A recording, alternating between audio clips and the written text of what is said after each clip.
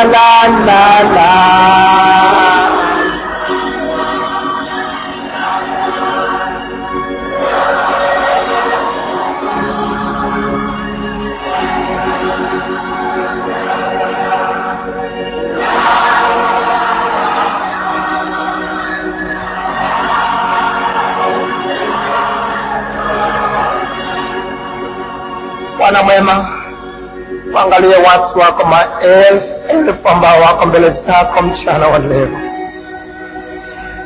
Tumeketi mbele zako siku za mwisho wa dunia.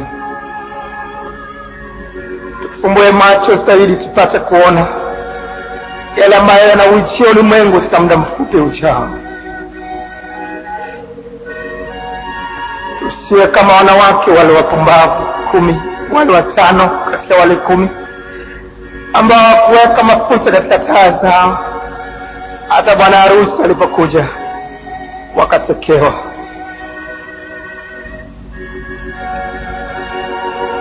Tuonyeshe haya kwa Roho wako Mungu wetu, ili sisi nasi tukawe miongoni mwa hao tutakawanyakuliwa wakati wa kunyakuliwa kwa kanisa. Tukumbuke makaoni mwako kwa jinsi ile ulivyomkumbuka yule mwalimu msalabani alivyokuomba. Sisi nasi tutakuja mbele zako tukikusihi tukumbuke makaoni mwako, tuwe miongoni mwa hao watakaonyakuliwa wakati wa kupaa mawinguni kukulaki. Asiwepo yeyote atakayesikia mafundisho haya akawa miongoni mwa watakaoachwa. Roho Mtakatifu, msaidie kila mmoja wetu basi kuyaelewa haya kwa roho, kwa ndani sana, asiwezi kuyaelewa lakini tupate kuyatendea kazi na hata kuwaonya wengine kama Nuhu alivyoonya watu nyakati zake kabla ya dunia kujiliwa. Asante Mungu mwema kwa sababu umetusikia. Sema sasa na utumishi wako tunasikia, katika jina la Yesu. Amen. Vizuri sana, tuketi.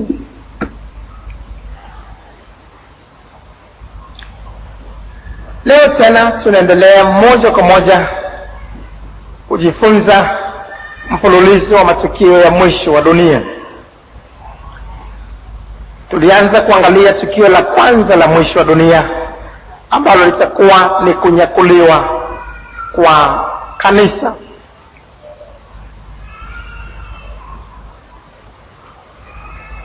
Muda usio mrefu ujao Yesu anarudi. Hata kuja duniani katika tukio hili la kwanza, lakini parapanda italia, na parapanda hiyo itakapolia, Yesu Kristo atakuja mawinguni. Katika mbingu hii tutaiona, lakini mawinguni kwa mbali ambako hatuwezi kumwona kwa macho tunapokuwa duniani.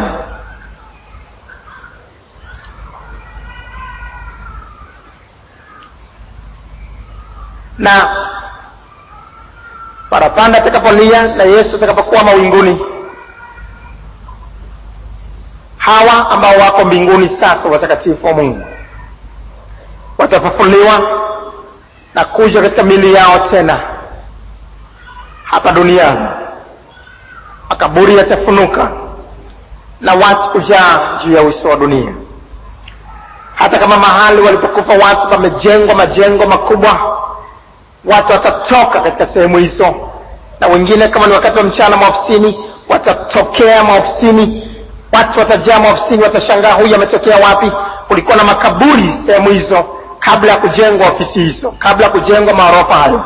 Watu watatoka kila mahali na kutokea tena duniani, na kufumba na kufumbua watajiunga tena na wale walioko hai duniani, na kwenda na kupaa mawinguni kwenda kumlaki Yesu mawinguni. Na hawa watakuwa ni watakatifu tu, na wale wenye dhambi ambao watakuwa hawajatubu dhambi zao na kuokolewa na kuishi katika utakatifu mpaka dakika hiyo, wao wataachwa na kubaki juu ya uso wa dunia. Biblia inasema katika Wathesalonike wa kwanza sura ile ya 4 mstari wa 15 mpaka mstari wa 17, kwa kuwa tuwaambieni haya kwa neno la Bwana, kwamba sisi tulio hai tusikaosalia hata wakati wa kuja kwake Bwana, hakika hatutawatangulia wao waliokwisha kulala mauti. Kwa sababu Bwana mwenyewe atashuka kutoka mbinguni pamoja na mwaliko na sauti ya malaika mkuu na parapanda ya Mungu, na waliokufa katika Kristo watafufuliwa kwanza. Kisha sisi tulio hai tuliosalia tutanyakuliwa pamoja nao katika mawingu, ili tumlaki Bwana hewani. Na watakuwepo watu wawili kondeni au shambani, wanalima, labda ni mtu na mkewe. Mwanamke ameokolewa, mume anabisha, hataki kuokoka, anasema hakuna kuokoka duniani. Mwanamke atatwaliwa, yule mume ataachwa. Watakuwepo watu wawili wanasaga, wanawake wawili wanasaga kondeni, na wawili katika hao wanaosaga, mmoja ameokolewa, mwingine hajaokolewa. Moja kwa moja aliyeokolewa atatwaliwa na kupaa juu, na yeye ambaye hajaokolewa ataachwa katika kusaga. Watu watakuwa wamepanda mabasi. Kama dereva ameokolewa katika basi hilo, kama dereva ameokolewa, moja kwa moja dereva atapaa na kwenda juu mawinguni kumlaki Bwana Yesu. Lakini wale wasafiri ambao hawajaokoka watabaki katika basi, na hata kama linakwenda kasi namna gani, halitaleta ajali yoyote, lakini gari itafika mahali litatulia lenyewe bila dereva. Hata kama watu wamepanda treni, wamepanda airplane, kama mtu yote katika hao ni rubani wa ndege, ni dereva wa treni, wote hao wameokolewa, watachukuliwa na kwenda kule juu mawinguni kumlaki Bwana Yesu. Na wasafiri ambao hawajaokolewa watatua salama juu ya uso wa dunia. Treni haitapata ajali, watatua salama na kungojea kipindi ambacho tunakiangalia leo. Na Biblia inasema katika Mathayo sura ile ya 24 mstari wa 36 mpaka mstari wa 42. Lakini habari ya siku ile na saa ile hakuna ijuaye, hata malaika walio mbinguni, wala mwana, ila Baba peke yake. Siku ile hakuna ijuaye, lakini Mungu hakutuacha bila kutupa ishara za mwisho wa dunia. Tuliangalia ishara hizo katika somo lililopita la kunyakuliwa kwa kanisa, tukaona tuko ukingoni sana nyakati hizi tulizo nazo, na wakati wote tukio la kunyakuliwa kwa kanisa linaweza kutokea. Kwa maana kama vile ilivyokuwa siku za Nuhu, ndivyo kutakavyokuwa kuja kwake Mwana wa Adamu. Kwa kuwa kama vile siku zile zilizokuwa kabla gharika, watu walivyokuwa wakila na kunywa, wakioa na kuolewa, hata siku ile aliyoingia Nuhu katika safina wasitambue, hata gharika ikaja ikawachukua wote, ndivyo kutakavyokuwa kuja kwake Mwana wa Adamu. Wakati wale watu wawili watakuwa kondeni, mmoja atwaliwa, mmoja aachwa. Wanawake wawili watakuwa wakisaga, mmoja atwaliwa, mmoja aachwa. Kama ndani ya nyumba watu wamelala usingizi, ni usiku labda, katika sehemu nyingine itakuwa, katika sehemu nyingine za dunia itakuwa usiku, sehemu nyingine mchana, kama jinsi majira yanavyotofautiana katika dunia kwa wakati mmoja. Na kama watu wamelala sasa, yuko aliyeokolewa, labda ni mwanamke ameokolewa, na baba huyu ni mlevi, amelala usiku, amelewa, anatukana wokovu, anasema hakuna kuokoka, watoto wachanga nao wao hawana hatia yote. Yule mwanamke aliyeokolewa na wale watoto wachanga wasiojua mabaya wala mema, hao nao watakuwa wamechukuliwa, watakuwa wametwaliwa na kunyakuliwa. Na baba yule ataamka, atabaki mwenyewe anashangaa, mke hayuko kwenye kitanda chake. Ataangalia chumbani, watoto wale wachanga wadogo hawapo katika vyumba vyao, wametwaliwa, wamenyakuliwa. Na wako wale watoto wakubwa jeuri, wavuta bangi, wanaokula madawa ya kulevya, ambao kazi yao ni kuangalia matelevision iliyojaa kila namna ya uasi na ujeuri, kila namna ya uchafu. Kazi yao ni kuleta tu wanawake kufanya uzinzi. Hawataka kuwasikia wazazi, hawataka kumsikia mama yao aliyekuwa anawaambia wanangu mwokolewe, siku hizi za mwisho. Wanamuona mama yao mpumbavu, jeuri, wanamuona mama yao ni amepotea, amechanganyikiwa. Hawataka kusikia chochote kutoka kwao. Hawa nao watakuwa wamebaki. Na baba yule ataanza kuhangaika kuwatafuta. Atapata ripoti kwamba wote nyumba mbalimbali watu wamepotea, na taarifa hizo zitazagaa katika radio mbalimbali na television. Kila mahali kutakuwa kunaripotiwa watu waliopotea. Na baada ya uchunguzi itaonekana na kudhihirika ni watu waliokolewa, waliokaa katika utakatifu mpaka dakika za mwisho, wamenyakuliwa, hawako juu ya uso wa dunia. Na hapa duniani ndipo kitakapofuata kipindi kinachoitwa cha dhiki kubwa au dhiki kuu, na kutakuwa ni kilio na kusaga meno. Miaka kama 8 iliyopita, sijasahau wala siwezi kusahau, nilikuwa chumbani. Ilikuwa ni mchana, haikuwa usiku, haikuwa ni ndoto. Lakini hatima yake nikawa siko katika mwili, nikawa siyaoni tena niliyokuwa nayaona chumbani. Nikasikia sauti kiniambia, itakuonyesha mambo yanayokuja ili uweze kuwafundisha wengine kwa namna ili ya kivitendo zaidi, ili uweze kuliamini vizuri neno hili ambalo utalifundisha, ili ulinene kwa ujasiri na kuwaonya watu hayo yanaujia ulimwengu. Na kwa sababu hiyo itakuonyesha yale yote yanayokuja kutokea uso wa dunia, na utakuwa miongoni mwa hao atakaokuwepo katika sehemu zote mbili, ili upate kujua yale yanayokuja. Sasa nikachukuliwa, nikawa nimetoka katika mwili. Sikuwa katika mwili huu mchana, si katika namna ya usingizi, hapana, si katika mwili huu kabisa. Hatimaye nikasikia nyimbo nzuri sana kwa mbali sana. Watu wanaimba nyimbo nzuri, si watu. Nikaangalia, nikajua si watu. Katika namna yangu sikuweza kufahamu mapema, lakini baadaye nikajua si watu, kwa sababu sauti zile zilikuwa ni sauti ambazo sijawahi kuzisikia duniani. Na baadaye nikasikia sauti ikisema hao ni malaika wanaoimba, ambao wako juu kule mawinguni wakiwa pamoja na Yesu.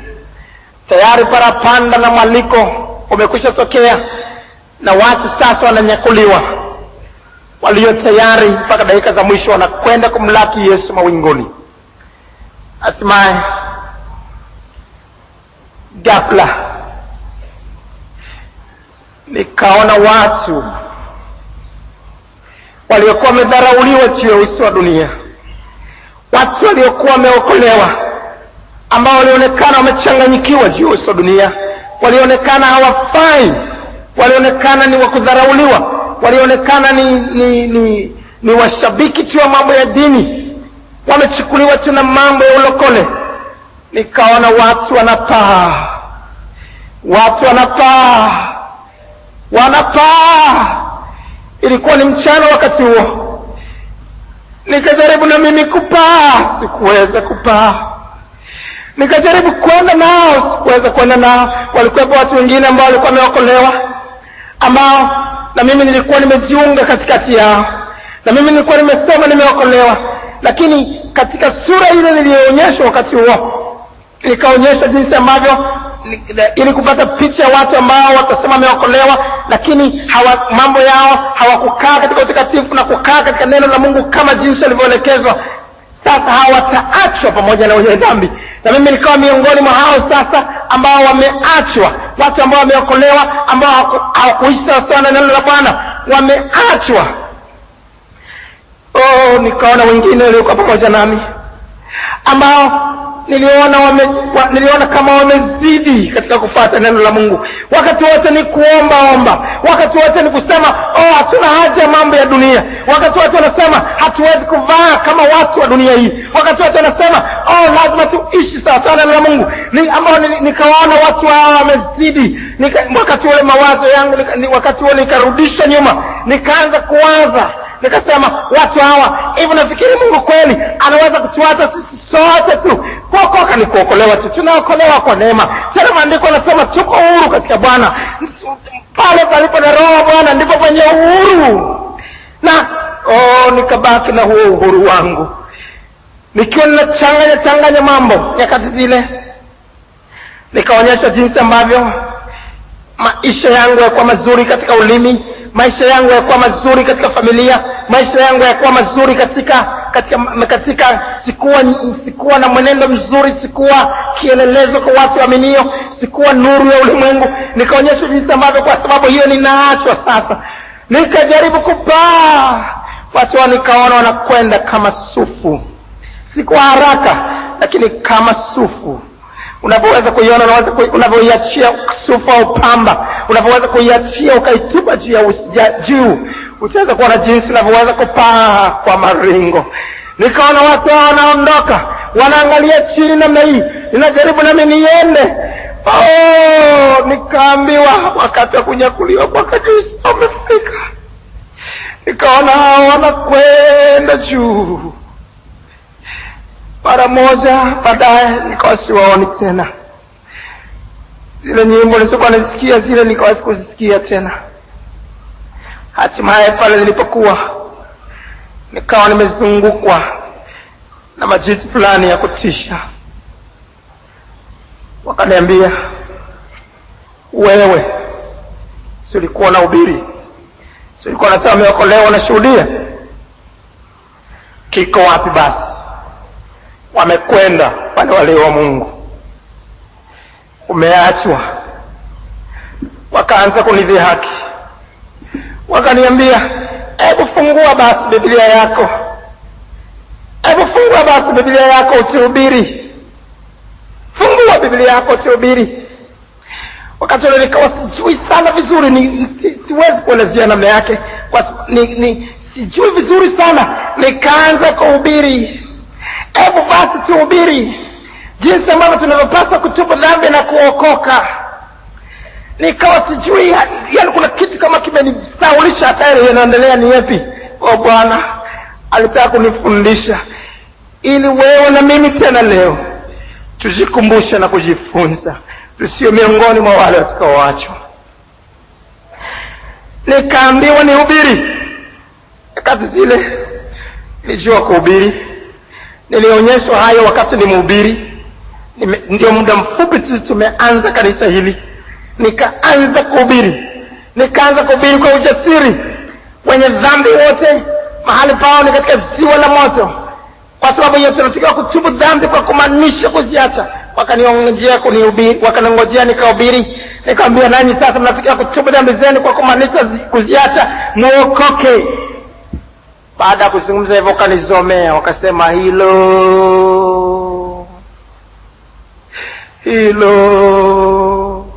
unamhubiria nani? Unamhubiria nani? Hawa waliokolewa watakatifu wa Mungu wamepaa, hawapo. Nikasononeka sana. Ikanirudia tena picha ile upande wa pili kwamba wale walioona ndio watakatifu wa Mungu wamekwenda. Nikaanza kubaki na hao.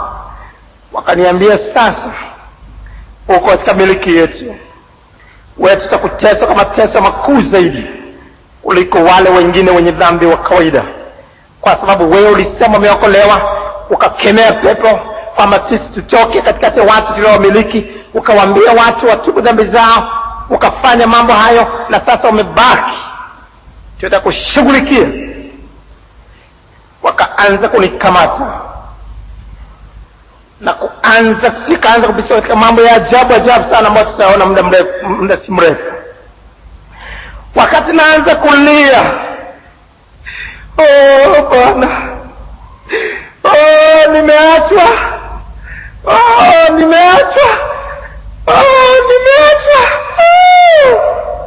wakati nalia namna hiyo, wakati nasubiri kushughulikiwa namna hiyo, ghafla nikasikia sauti ikiniambia, hujaachwa bado, ule muda wenyewe bado hujafika, lakini nimekuonyesha hayo ili uje kueleza wengine, ili wao nao wasio miongoni mwa watakaoachwa, ili wawe vile vile.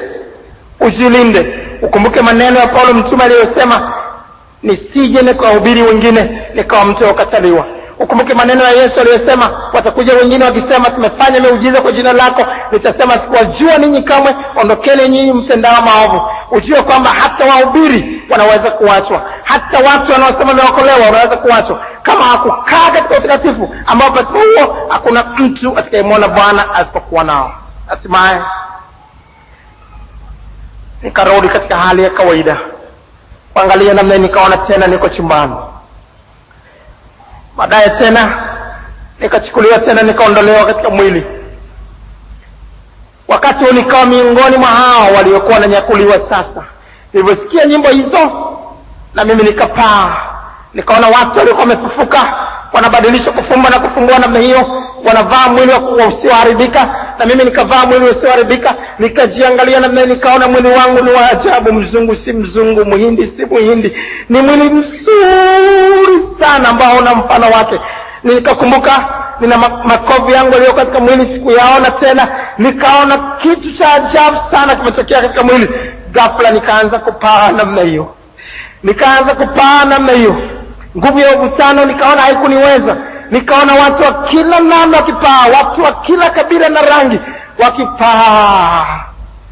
Tukapaa kwenda mawinguni, nikasikia sauti za malaika ambao wanatulaki huko. Sijawahi kuona shangwe za namna hiyo. Kama umewahi kuona wanariadha ambao mwanariadha huyu anakimbia kwa kasi sana ili kushinda, alafu watu kwa shangwe wanashangilia, nikasikia sauti za shangwe, wanashangilia, hao wameshinda. Tukatwaliwa juu sana, tukawa juu mawinguni namna hii. Tukaanza kufundishwa wimbo wa Musa na mwana kondoo ambao tutauangalia katika somo linalokuja. Lakini yote haya nikafundishwa ili nione raha ile ya kunyakuliwa na yale mateso na dhiki zinazowakuta watu ambao watakuwa wameachwa. Kama wameokolewa halafu ukaachwa pamoja na wenye dhambi watakudhihaki na kusema, wewe tulikuwa tunakuona unaenda kanisani, wewe tulikuwa tunakuona unavaa kilemba, wewe tulikuwa tunakuona unasema umeokolewa, na wewe umeachwa pamoja na sisi. Safadhali sisi walevi, safadhali sisi tumekuwa tunafanya kila jambo, lakini wewe umeacha hili na hili, na wewe uko hapa. Kwa watu waliookolewa ambao watakuwa wameachwa, itakuwa ni kilio na kusaga meno. Wao watalia sana sana, hasa wewe ambao unasikia ujumbe huu, hasa wewe ambao unasikia maneno haya, hasa wewe ambao unasikia mfululizo matukio haya ya mwisho, halafu kaachwa. Utafahamu yanayokuwa yanatokea sasa. Utalia na kilio chako kitakuwa pamoja na kusaga meno na kutafuna ndimi, kama tutakavyoweza kuona muda si mrefu. Watakuwa wamenyakuliwa sasa, watakuwa wamenyakuliwa na kwenda juu mawinguni kumlaki Bwana Yesu. Na kutakuwa na harusi ya mwana kondoo ambayo tutaiangalia katika somo lijalo sasa, tutakapopaa pamoja nao sasa na kuangalia atakayofuata baada ya kupaa kwao. Lakini sasa siku ya leo tunabaki hapa chini kwa hawa watakaobaki. Watakaobaki watabaki katika kipindi kipi?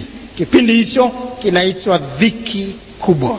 Ndio maana somo la leo dhiki kubwa. Tutajifunza somo hili sasa kwa kuligawa katika vipengele 7. Kwanza, dhiki tofauti na zote. Pili, muda wa dhiki kubwa. 3, majina yanayotumika kuizungumzia dhiki kubwa. 4, watakaohusika kuileta dhiki hii. 5, makusudi ya dhiki kubwa. 6, hali itakavyokuwa wakati wa dhiki kubwa. Na 7, jinsi ya kuikwepa dhiki hii kubwa. Kwanza, dhiki tofauti na zote. Dhiki tofauti na zote. Wanadamu katika dunia wanapitishwa katika dhiki za namna. Wanapitishwa katika mateso ya namna. Wengine wanalala njaa, hali yao inakuwa mbaya.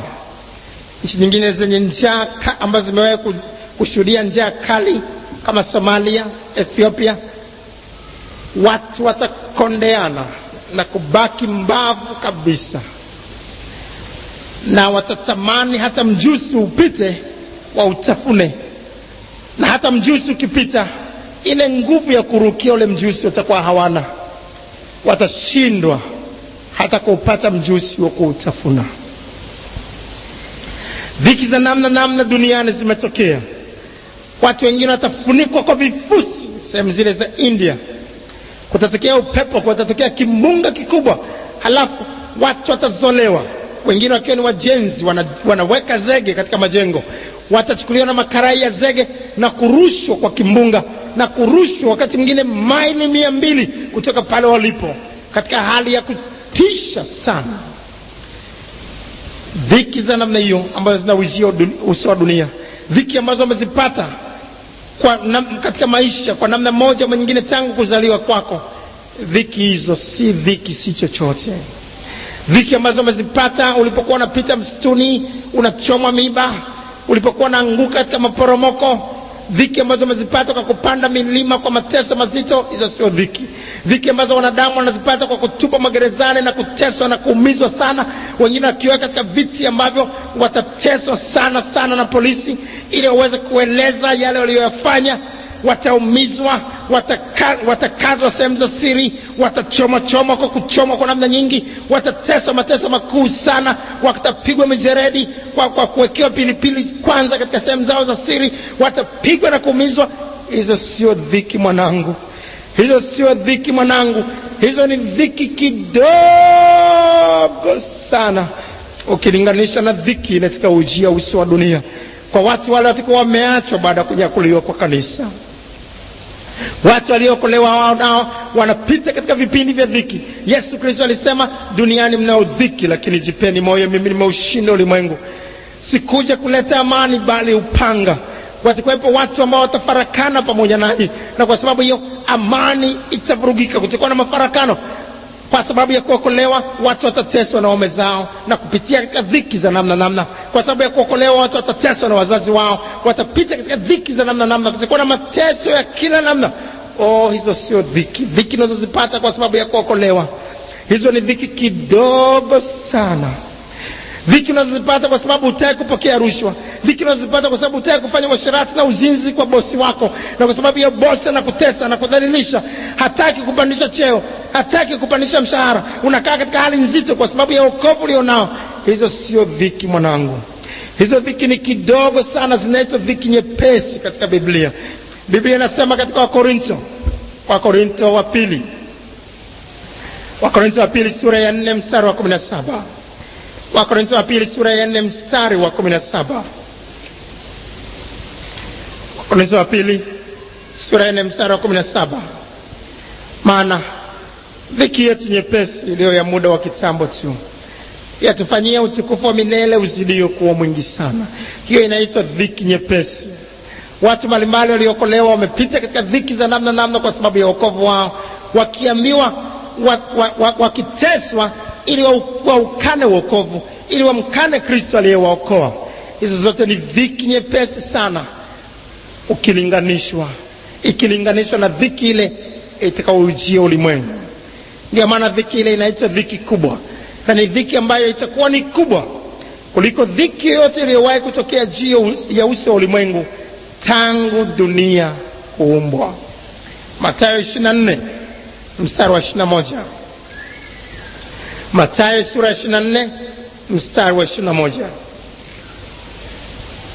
Biblia inasema, kwa kuwa wakati huo kutakuwapo dhiki kubwa. Ndio dhiki kubwa tunayozungumza leo. Wahubiri wengine wanaita dhiki kuu, lakini neno linalotajwa hapa katika Biblia zetu ni dhiki kubwa, lakini ni kitu kile kile. Kwa kuwa wakati huo kutakuwapo dhiki kubwa ambayo haijatokea namna yake tangu mwanzo wa ulimwengu hata sasa, wala haitakuwapo kamwe. Ndio tunaangalia habari zake. Ndio dhiki ambayo tunaangalia habari zake. Kwa kuwa wakati huo kutakuwapo dhiki kubwa ambayo haijatokea namna yake tangu mwanzo wa ulimwengu hata sasa, wala haitakuwapo kamwe. Dhiki hiyo ndio inaitwa dhiki kubwa. Daniel sura ya 12. Daniel sura ya 12 mstari wa kwanza. Daniel sura ya 12 mstari wa kwanza. Wakati huo Mikaeli atasimama, jemedari mkuu asimamaye upande wa wana watu wako, na kutakuwa na wakati wa taabu, mfano wake haukuwapo tangu lilipoanza kuwapo taifa hata wakati huu. Na wakati wa watu wako wataokolewa, kila mmoja atakayeonekana ameandikwa katika kitabu kile. Tutaweza kuona watu watakaokolewa katika dhiki kuu ni akina nani, na hawa watakaokuwa wameandikwa katika kitabu wanaotajwa hapa ni akina nani, tutaweza kuona mbele kidogo. Hiyo ndio dhiki kubwa ambayo tunaizungumzia leo. Twende sasa katika kipengele cha pili cha somo letu. Muda wa dhiki kubwa. Dhiki kubwa juu ya watu watakaokuwa wameachwa baada ya kunyakuliwa kwa kanisa itakuwa ni ya muda gani? Dhiki kubwa inatajwa kwamba itakuwa kwa muda wa juma moja la Daniel. Itakuwa kwa muda wa juma moja la Daniel, juma la 70. Daniel 9 mstari wa 24 mpaka 27. Daniel 9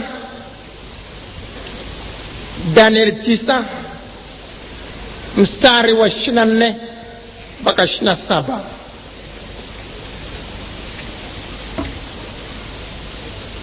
Muda wa majuma 70 umeamriwa juu ya watu wako na juu ya mji wako mtakatifu, ili kukomesha makosa na kuishiliza dhambi, na kufanya upatanisho kwa ajili ya uovu, na kuleta haki ya milele, na kutia muhuri maono na unabii, na kumtia mafuta yeye aliye mtakatifu. Basi ujue na kufahamu ya kuwa tangu kuwekwa amri ya kutengeneza na kujenga upya Yerusalemu hata zamani zake Masihi aliye mkuu, kutakuwa na majuma 7. Na katika majuma 62 utajengwa tena, pamoja na njia kuu zake na handaki, naam, katika nyakati za taabu. Na baada ya yale majuma 62 Masihi atakatiliwa mbali, naye atakuwa hana kitu, na watu wa mkuu atakayekuja atauangamiza mji na patakatifu, na mwisho wake utakuwa pamoja na gharika, na hata mwisho ule vita vitakuwapo ukiwa umekwisha kukusudiwa. Naye atafanya agano thabiti na watu wengi kwa muda wa juma moja. Neno hilo juma moja. Na kwa nusu ya juma hiyo ataikomesha sadaka na dhabihu, na mahali pake litasimama chukizo la uharibifu, na hivyo hata ukomo na ghadhabu iliyokusudiwa imemwagwa juu yake mwenye kuharibu. Mengine haya tutakuwa tunaangalia kadiri tunavyokuwa tunaendelea. Yale yanaonekana magumu saizi yataendelea kuwa mepesi kadiri tunavyopita katika matukio haya mbalimbali mpaka mwisho tutakapofikia. Angalia vizuri mstari wa 27. Naye atafanya agano thabiti na watu wengi kwa muda wa juma moja, na kwa nusu ya juma hiyo ataikomesha sadaka na dhabihu, na mahali pake litasimama chukizo la uharibifu. Juma moja linalozungumzwa hapo ndio kipindi cha dhiki kubwa, ambapo hatimaye litasimama chukizo la uharibifu au mpinga Kristo, ambaye tutamwangalia muda si mrefu hapa. Katika unabii, juma moja linazungumziwa kumaanisha miaka 7. Mwanzo sura 29 mstari wa 27. Mwanzo 29 mstari wa 27. Biblia hapo inasema hivi: timiza siku zake 7, nasi tutakupa huyu naye kwa utumishi utakaonitumikia miaka 7 mingine. Timiza siku zake 7 hapa inamaanisha timiza miaka 7, siku 7, miaka 7. Juma moja la Danieli linalozungumzwa ni miaka 7 ya dhiki kuu. Miaka 7 ya dhiki kuu itakuwa imegawanywa katika sehemu 2. Kila sehemu itakuwa na kipindi cha miaka 3.5 au muda wa miezi 42 au siku zipatazo 1260. Miaka 3.5 ni sawasawa na miezi 42. Na vile vile kwa mwezi kuwa na siku zipatazo 30, tutaweza kuona sasa ni karibu sawa na siku zipatazo 1260. Sasa utakuwa na mambo yatakayotokea katika miaka 3.5 ya mwanzo, na tena kutakuwa na mambo mengine yatakayotokea katika miaka 3.5 iliyosalia. Sasa ndio maana utaona haya yanazungumziwa sasa katika maandiko, kuzungumziwa juu ya sehemu hizi 2, miaka 3.5 katika kila sehemu. Angalia Biblia yako sasa katika Ufunuo Yohana sura ile ya 11. Ufunuo Yohana sura ile ya 11 mstari wa 2 mpaka wa 3. Na behewa iliyo nje ya hekalu uiache nje, wala usipime, kwa maana mataifa wamepewa hiyo, na wataukanyaga mji mtakatifu miezi 42. Nami nitawaruhusu mashahidi wangu 2, na watatoa unabii siku 1260 hali wamevikwa magunia. Miezi 42, na tena inatajwa siku 1260 kumaanisha miaka 3.5. Angalia tena Ufunuo Yohana sura 12 mstari wa 6. Yule mwanamke akakimbilia nyikani, ambapo ana mahali palipotengenezwa na Mungu, ili wamlishe huko muda wa siku 1260. Kukimbilia nyikani, tutaweza kuona juu ya kukimbilia nyikani baadaye kidogo. Miaka 3.5 au siku zinazotajwa hapa za kulishwa huko, siku 1260, ambayo inamaanisha miaka 3.5. Na hapa kinazungumziwa kipindi kile cha pili cha dhiki kuu, sehemu ile ya pili ya miaka 3.5 itakayokuwa imesalia katika ile miaka 7. Sasa Ufunuo 13 mstari wa 5. Naye akapewa kinywa cha kunena maneno makuu na ya makufuru, akapewa uwezo wa kufanya kazi yake miezi 42. Bado nazungumzia miezi 42, miezi hiyo ya ambayo inamaanisha miaka 3.5, na sehemu hiyo inayotajwa hapo ni sehemu mojawapo ya hiyo miaka 7 ya dhiki kubwa. Sasa baada ya kufahamu sasa juu ya miaka hii 3.5, juu ya miaka hii 7 ambayo imegawanywa katika vipindi viwili, ni muhimu kuelewa vipindi hivi viwili vitakavyokuwa. Katika kipindi cha kwanza cha miaka 3.5, mpinga Kristo atafanya agano pamoja na wana wa Israeli, atafanya agano na taifa la Waisraeli, na watadanganyika kwa kiasi kikubwa, na kutakuwa na nafuu upande wao kutokana na agano hilo atakalofanya nao. Lakini miaka 3.5 itakayokuwa imesalia, dhiki isiyokuwa ya kawaida itaongezwa, hususan kwa wana wa Israeli. Kwa nini itaongezwa? Kwa makusudi gani? Tutaona mbele kidogo. Baada ya hayo sasa, baada ya kufahamu juu ya sehemu hizi mbili za dhiki kubwa, kila sehemu ikiwa na miaka 3.5, tupige hatua kwa kutafakari kipengele cha 3, majina yanayotumika kuizungumzia dhiki kubwa.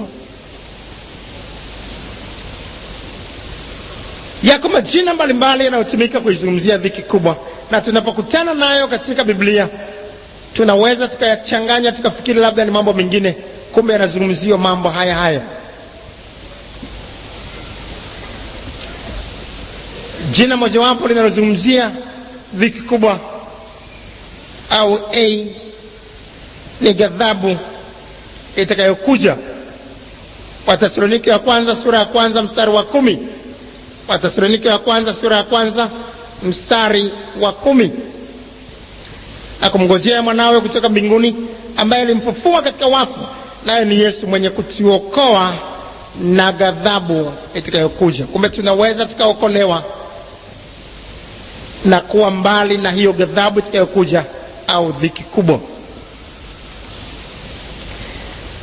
Dhiki kubwa inaitwa pia saa ya hukumu. Ufunuo Yohana sura ya 14 mstari wa 7. Itakuwa ni wakati wa hukumu kama tutakavyoweza kuona mbele kidogo. Inaitwa pia adhabu na ghadhabu. Isaya 24 mstari wa 21, Isaya 26 mstari wa 21. Sehemu zote hizi tunaona juu ya adhabu na ghadhabu. Sehemu zote zinazungumzia juu ya dhiki kubwa. Inaitwa pia saa ya kujaribiwa. Ufunuo Yohana sura ya 3 mstari wa 10.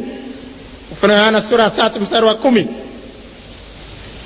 Kwa kuwa umelishika neno la subira yangu, mimi nami nitakulinda utoke katika saa ya kujaribiwa iliyo tayari kuujilia ulimwengu wote, kwa jaribu wakao juu ya nchi. Saa ya kujaribiwa inayotajwa hapo ni dhiki kubwa. Kipindi cha dhiki kubwa kinaitwa pia saa ya kujaribiwa itakaujilia ulimwengu wote. Kipindi cha dhiki kubwa pia kinaitwa tabu yake Yakobo, katika Yeremia 30 mstari wa 7, kikizungumzia hapa hususan tabu itakayopata wana wa Israeli, ambaye hapa mwanzo aliitwa Yakobo. Tabu yake Yakobo au tabu yake Israeli. Yeremia 30 mstari wa 7. Yeremia 30 mstari wa 7. Ole, pana siku ile ni kuu, hata hapana inayofanana nayo.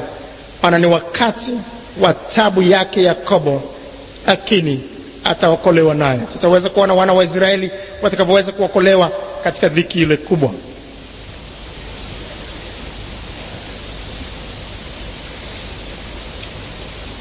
Hii hapa tumeona inaitwa tabu yake Yakobo. Pia inaitwa uangamivu. Yoeli 1:15 itakuwa ni wakati wa kuangamiza wanadamu. Inaitwa siku ya giza na weusi, siku ya mawingu na giza kuu. Yoeli sura ya 2 mstari wa 1 mpaka mstari wa 12.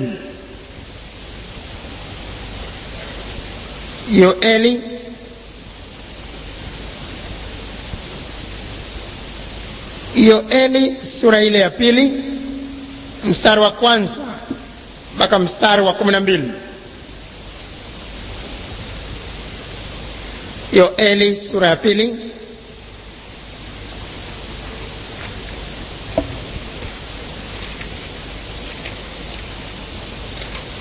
Yoeli sura ile ya pili, tuangalie hapo.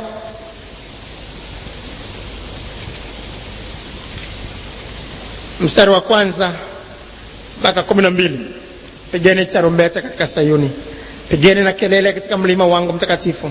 Wenyeji wote wa nchi na watetemeke, kwa maana siku ya Bwana inakuja, kwa sababu inakaribia, siku ya giza na weusi, siku ya mawingu na giza kuu, kama mapambazuko yakitandazwa juu ya milima. Hao ni wakuu tena wenye nguvu, mfano wao hakuwako kamwe, wala hautakuwako baada ya hao, hata katika miaka vizazi vingi.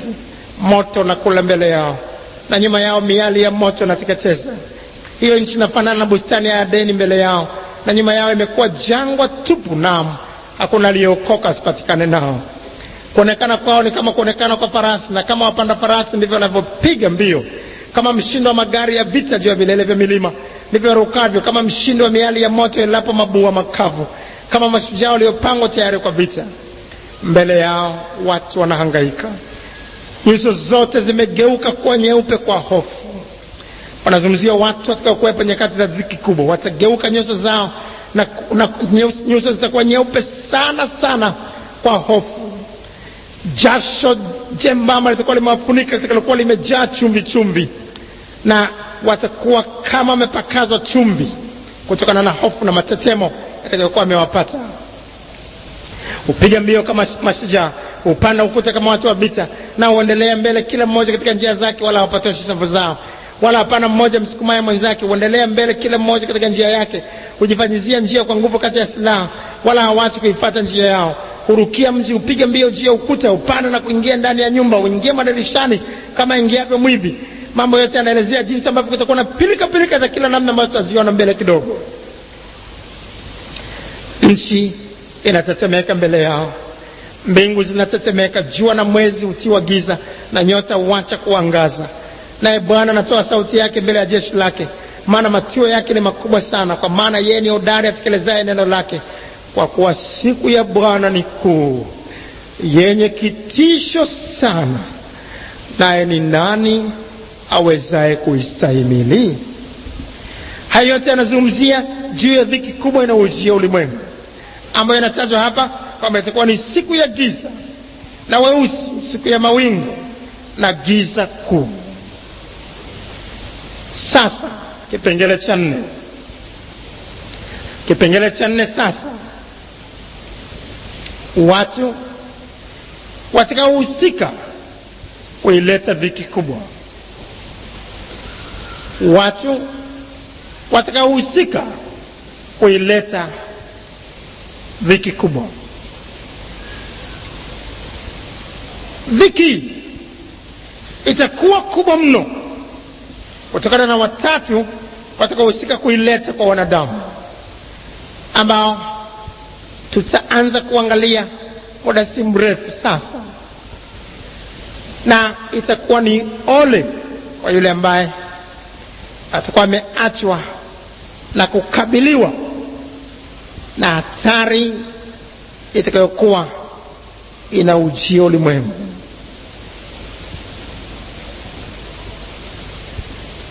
Watatu wao ni akina nani? Kwanza ni